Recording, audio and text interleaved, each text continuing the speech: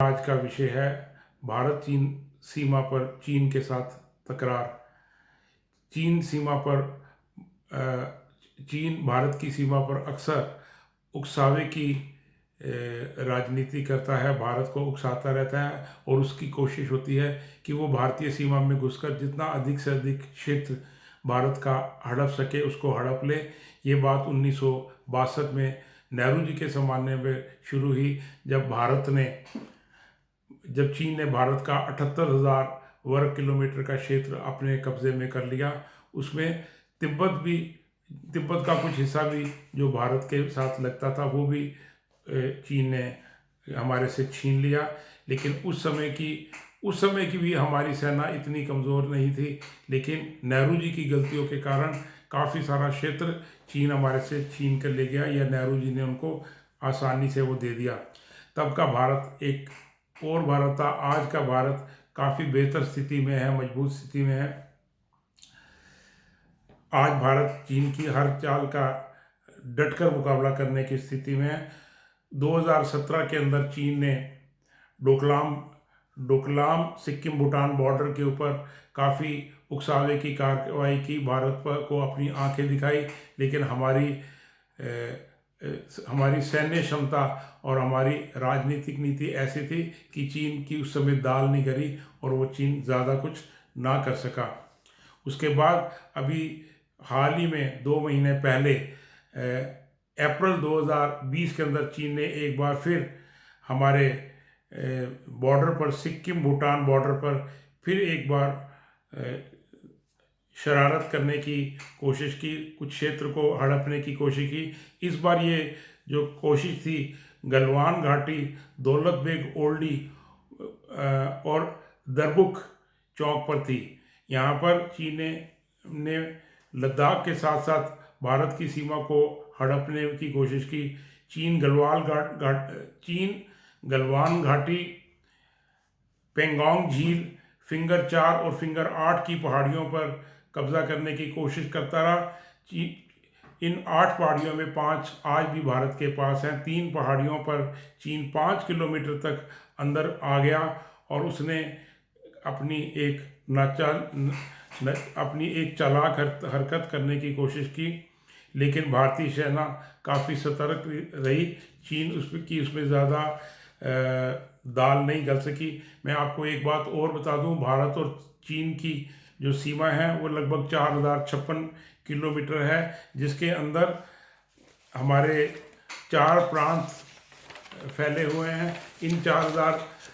इसके अलावा इन 4056 में से 2520 किलोमीटर का हमारा वो क्षेत्रफल है जहाँ पर हमारे 4 राज्य उत्तराखंड, हिमाचल प्रदेश, सिक्किम और अरुणाचल प्रदेश हैं। 27 मई को पूर्वी लद्दाख के पेंगोंग झील में चीनी सैनिक 5000 के करीब चीनी सैनिक अपने लाल लश्कर के साथ घुस आए, लेकिन भारतीय सेना भी वहाँ पर सजग थी, तैयार थी। उन्होंने चीन की सेना को वहाँ पर रोकने की कोशिश की और काफ़ी हद तक रोक भी दिया।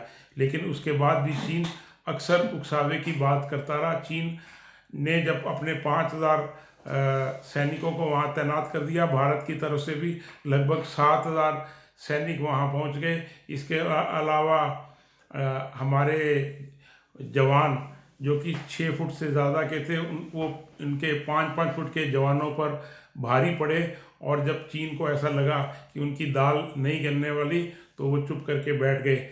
उसके बाद हमारे एक कप्तान ने चीन के मेजर का नाक तोड़ दिया। ये बात जो थी ये अप्रैल के महीने के अंदर शुरू हुई। दोनों ओर से जब ये उकसावे की कार्रवाई चल रही थी, दोनों ओर से एक भारी पथराव हुआ, जिसके अंदर 15-15, 20-20 लोग चीन और भारत के दोनों तरफ के घायल हो गए। लेकिन भारतीय जवानों ने डटकर मुकाबला किया और चीन ने अपने मीडिया के अंदर भी इस जीत का बहुत ज़्यादा प्रचार किया। भारत के भी 500 टैंक और 700 टैंक वहाँ तैनात कर दिए गए। इस क्षेत्र में चीनी डर गए। हमारी सीमा पर हमारे जहाज़ों में MiG-21, MiG-27, सुखोई 15 से 20 जहाज़ों की स्क्वाड्रन जब आसमान के अंदर गरजने लगी तो चीन को हमारी ताकत का एहसास हो गया। हमारे सुखोई जहाज़ों ने वहाँ पे अपनी गर्जना की। चीन के अंदर से, चीन के सीमा से जो जहाज़ भारत की तरफ बढ़ रहे थे, हमारे जहाज़ों को और हमारी सामरिक शक्ति को देखकर वो वापस चीन के अंदर लौट गए। हमारे चीता और चेतक लगभग 20 हेलीकॉप्टर चीन के आसमान में और सीमा पर अपना बाहुबल दिखाने के लिए निरंतर डटे रहे, और दूसरी ओर हमारे जहाज़ों की स्क्वाड्रन भी वहाँ लगातार गश्त करती रही। अब चीन को समझ आ गया कि यहाँ उनकी दाल गलने वाली हैं। शुरुआती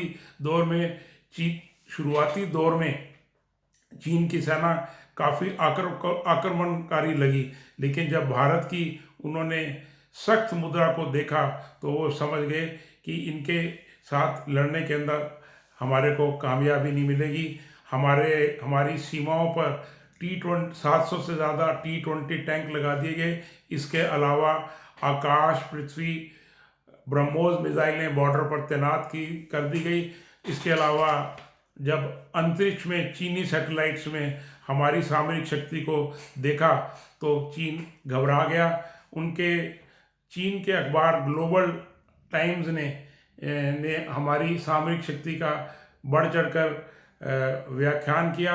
इसी के साथ उसी समय में हमारी एक और राजनीतिक जीत ये हुई कि G7 देशों के अंदर भारत को 8वां मेंबर जब बनाया गया तो चीन वालों को इससे बहुत ज़्यादा परेशानी हुई। साथ ही में येलो सी के अंदर भारत ने ऑस्ट्रेलिया के साथ मिलकर एक बहुत बड़ा सैनिक अभ्यास किया, जिससे चीन को पसीने आने लगे। अब ऐसे में चीन ने जब ये देखा तो वो अपने अखबार ग्लोबल टाइम से हमको निरंतर धमकी देने की कोशिश करता रहा, लेकिन भारतीय सेना ने भी अपने मीडिया चैनलों के हवाले से चीन को भरपूर जवाब दिया। हमारी सेनाओं की शक्ति का पूरा प्रचार मीडिया के अंदर जब देखा तो चीन को समझ आ गया। अब चीन हमारे साथ वार्ता के ऊपर उतर आया और 6 जून को उन्होंने एक वार्ता का प्रस्ताव लद्दाख के पास रखा, जहां पर हमारे lieutenant general Harinder Singh GOC 14 corps ने चाइनीज़ अधिकारियों से बात की। भारत की ओर से चीन की ओर से तिब्बत मिलिट्री डिस्ट्रिक्ट के कमांडर वार्ता के लिए पहुंच गए। मेजर जनरल दलबीर सिंह ने भी इस वार्ता के अंदर भाग लिया और भारत ने एक बात चीन को स्पष्ट शब्दों में कह दी कि जो हमारी 2014 की स्थिति थी वो आपको बहाल करनी होगी। आप हमारी सीमा के अंदर लगभग 4 से 5 किलोमीटर आ गए हैं और आपने जो फिंगर 4 और फिंगर 7 की पहाड़ियों पे कब्जा किया है, 8 पहाड़ियों में से 3 पे चीन ने जो कब्जा किया था, भारत की सामरिक क्षमता को देकर उनको ये खाली करनी पड़ी। भारत की क्षमता को देखकर आज चीन 2.5 से 3 किलोमीटर पीछे हो गया है। अब हमारे साथ चीन दूसरी वार्ता करना चाहता है। हमारे बाहुबल को चीन पहचान गया है। मोदी की रणनीति के आगे चीन बुरी तरह से परस पड़ गया है और हमारी जल्द ही दूसरी वार्ता चीन के साथ इस सप्ताह के अंदर हो जाएगी। एक बात मैं आपको बता दूं, आज भारत 1962 का भारत नहीं है, जब नेहरू जी ने एक नपुंसक नीति का परिचय देते हुए तिब्बत का काफ़ी सारा हिस्सा और इसके अलावा नेफा पहाड़ियों का कुछ हिस्सा और सिक्किम का कुछ हिस्सा हमारे चीन को छोड़ दिया था। लेकिन आज हमारे प्रधानमंत्री की मेहनत से चीन को अपनी औकात समझ में आ गई है।